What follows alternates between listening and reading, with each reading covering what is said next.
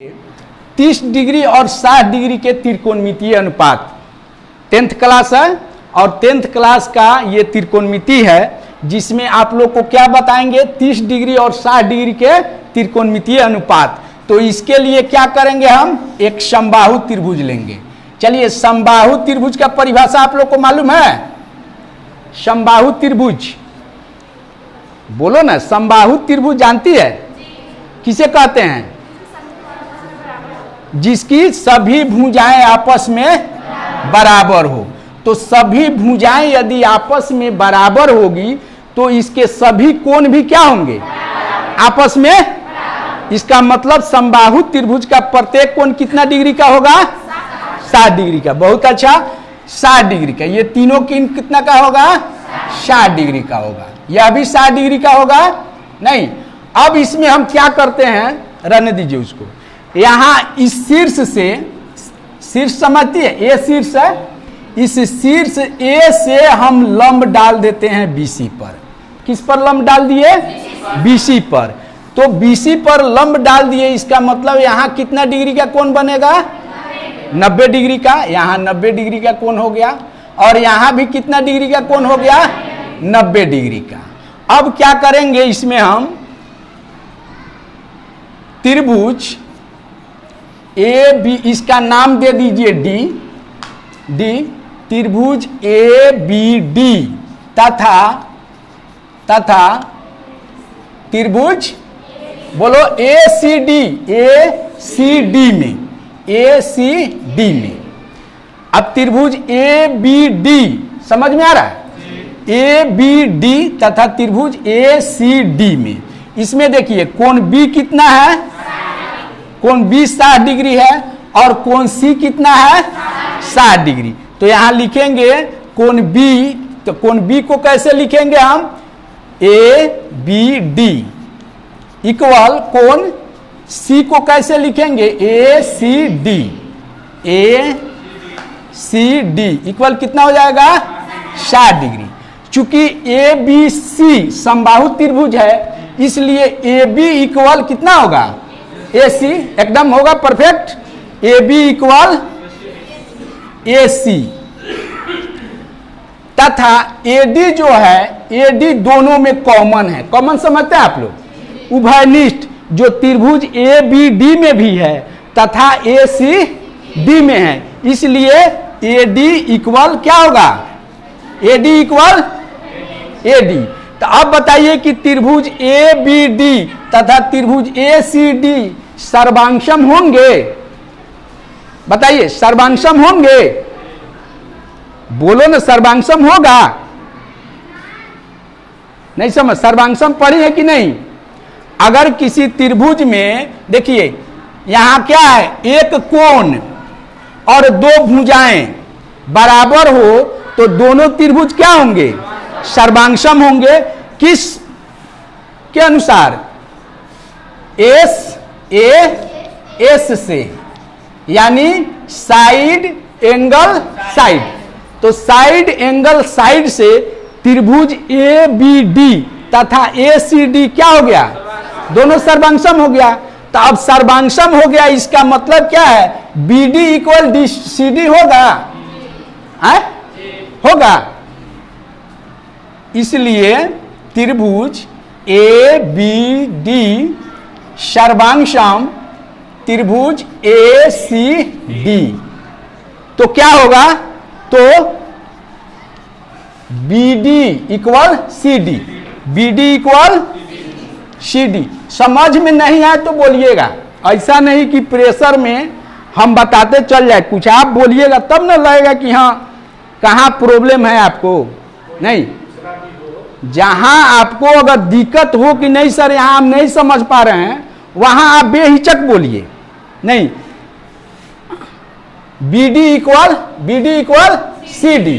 अब यहां देखिए एक और चीज इसमें ध्यान दीजिए, यह कोण 90 डिग्री है, यह 60 डिग्री है। तो किसी त्रिभुज के तीनों कोणों का योगफल कितना होता है?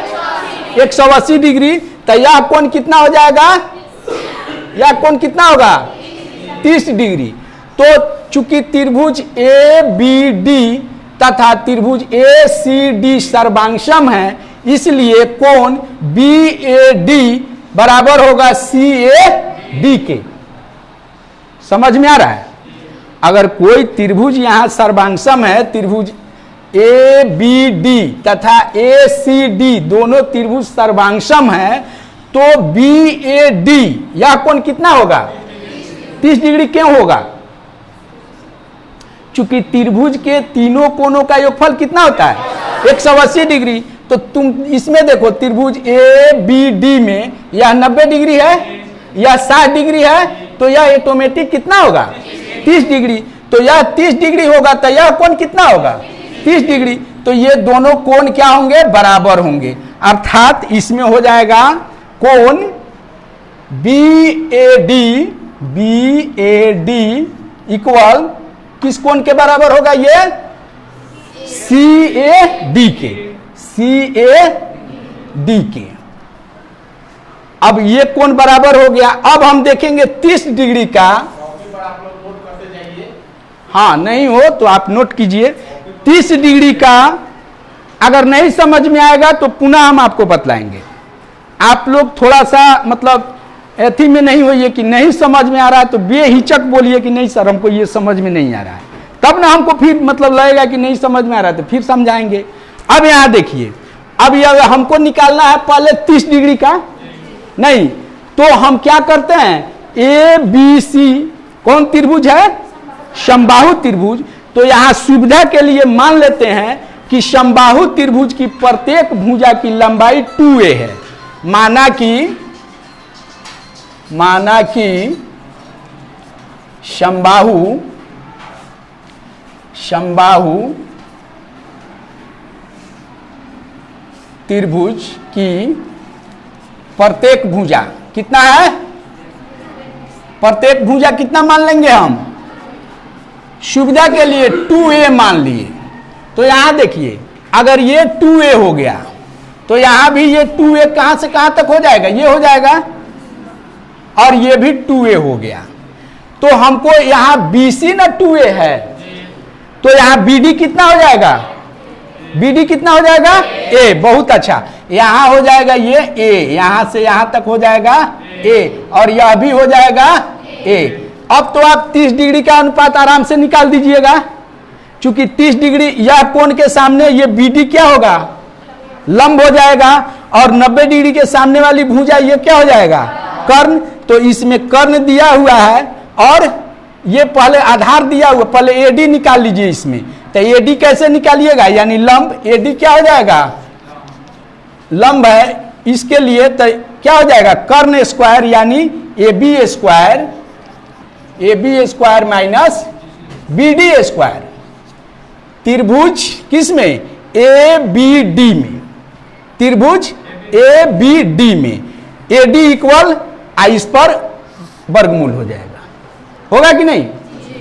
अगर ये देखो यहां कर्ण है 2a और ये आधार है अभी, और हमको लंब AD निकालना है, तो AD इक्वल क्या हो जाएगा? लंब इक्वल कर्ण स्क्वायर माइनस आधार स्क्वायर रूट अंडर। ठीक है। अब यहां AB कितना है आपका? 2a है, AB 2a, 2a का स्क्वायर माइनस BD कितना है? A square. रूट अंडर कर दिए तो क्या आ जाएगा? 4a square minus A square कितना आ गया? 3a square. तो 3a स्क्वायर, 3 का वर्गमूल नहीं होगा। 30 डिग्री का अनुपात देखेंगे तो साइन 30 डिग्री, तो साइन का अनुपात क्या होता है? P/H। तो P/H यानी लंब बटा कर्ण। तो 30 डिग्री के लिए लंब हो जाएगा BD, लंब बटा कर्ण क्या हो जाएगा? AB। तो BD कितना है? A, और AB कितना है? 2a। A से A कट गया, कितना आ गया? 1/2। साइन 30 डिग्री का मान कितना हो गया? 1/2। अब देखिए उसी तरह cos 30 डिग्री, तो cos का अनुपात क्या होता है?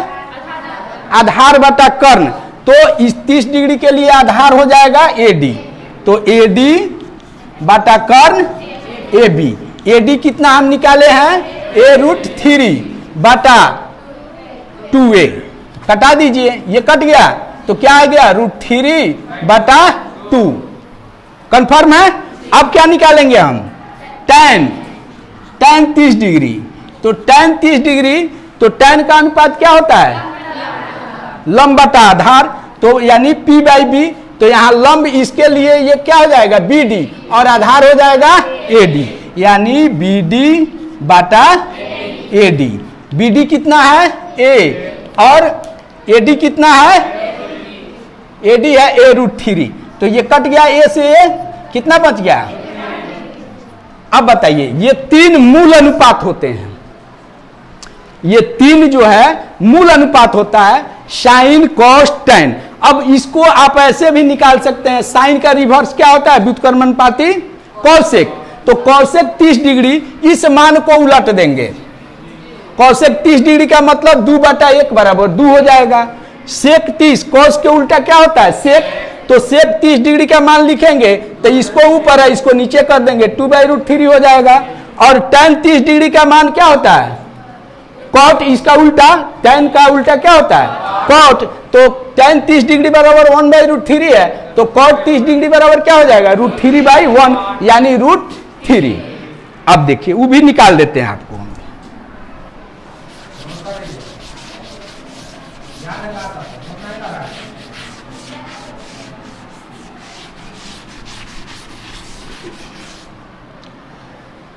अब कॉसेक 30 डिग्री, ठीक है? कॉसेक 30 डिग्री को कैसे लिख देंगे? 1/sin 30 degree. कॉसेक 30 डिग्री को कैसे लिखेंगे? 1/sin 30 degree. तो 1/sin 30 डिग्री का मान कितना होता है? 1/1/2। अब इसको सोल्व कीजिएगा तो क्या होगा? 1/1 गुना 2/1 बराबर 2। कॉसेक 30 डिग्री का मान कितना हो जाएगा? 2 हो जाएगा। सेक का, कॉस का उल्टा क्या होता है? सेक। अब सेक 30 डिग्री निकाल दीजिए। सेक 30 डिग्री बराबर 1/cos 30 डिग्री। cos 30 का मान कितना होता है? cos 30 √3/2। तो यहां क्या करेंगे? 1/√3/2। तो ये इसको क्या करेंगे? 1/1 गुना 2/√3, यानी ये क्या हो जाएगा? 2/√3 हो गया।